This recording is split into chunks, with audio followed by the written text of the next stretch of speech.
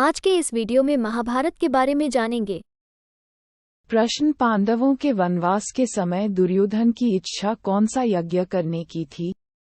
उत्तर, पांडवों के वनवास के समय दुर्योधन की इच्छा राजसूय यज्ञ करने की थी। प्रश्न, दुर्योधन राजसूय यज्ञ क्यों नहीं कर सकते थे? उत्तर, पंडितों ने अनुसार धृतराष्ट्र और युधिष्ठिर के रहते हुए दुर्योधन राजसूय यज्ञ नहीं कर सकते थे। प्रश्न, ब्राह्मणों ने दुर्योधन को कौन सा यज्ञ करने की सलाह दी? उत्तर, ब्राह्मणों ने दुर्योधन को वैष्णव नामक यज्ञ करने की सलाह दी। प्रश्न, कौन से ऋषि अपने शिष्यों के साथ दुर्योधन के राजभवन में पधारे? उत्तर, महर्षि दुर्वासा अपने 10,000 शिष्यों को साथ लेकर दुर्योधन के राजभवन में पधारे। प्रश्न, दुर्योधन के सत्कार से प्रसन्न होकर ऋषि दुर्वासा ने क्या कहा? उत्तर, दुर्योधन के सत्कार से ऋषि बहुत प्रसन्न हुए और कहा, वत्स, कोई वर चाहो तो मांग लो। प्रश्न, दुर्योधन ने ऋषि दुर्वासा से क्या प्रार्थना की?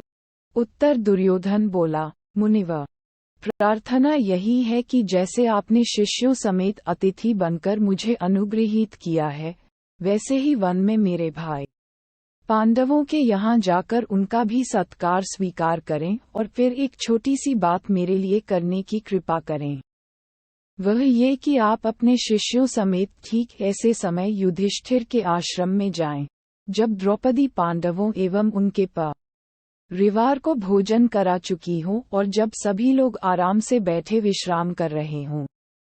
प्रश्न, द्रौपदी की चिंतित होने का क्या कारण था?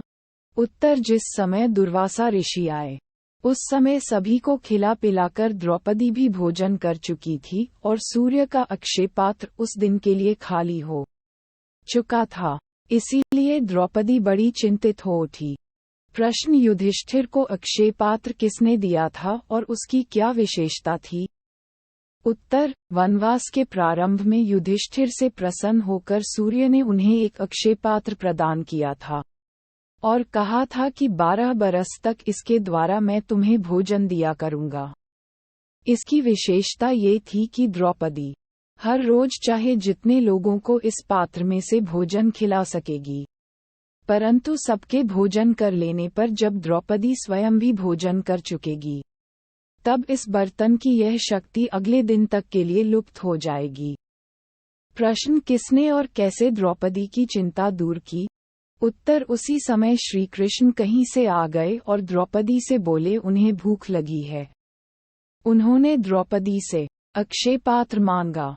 जब उन्होंने उसमें देखा तो उसके एक छोर पर अन्न का एक कण और साग की पत्ती लगी हुई थी। श्री कृष्ण ने उसे लेकर मुंह में डालते हुए मन में कहा, ये भोजन हो, इससे उनकी भूख मिट जाए। इस प्रकार दुर्वासा ऋषि और उनके शिष्यों का पेट भर गया और ऋषि अपने शिष्यों सहित वहां से रवाना हो गए।